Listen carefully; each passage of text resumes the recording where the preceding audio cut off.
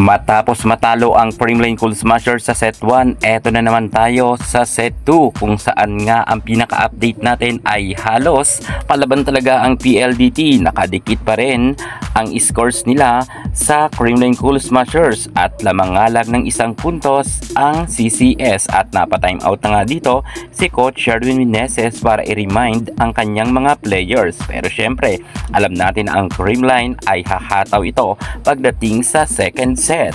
Medyo kabado ata ngayon ang Creamline na dahil nakalamang pa nga ng 3 puntos ang PLDT. 15-12 nga ang scores pero hinabol nga yan ng Creamline Cool Smashers kung saan bago nga magtapos ang second technical timeout ay nakalamang nga ng 1 puntos ang Creamline dahil maganda nga ang kanilang ipinapakitang blocking. Pero 1 point lang yan mga ka-sports ha, halos dikitan talaga ang scores. Kinakailangan talagang trumabaho ng gusto ang Creamline kung gusto nilang manalo sa second set.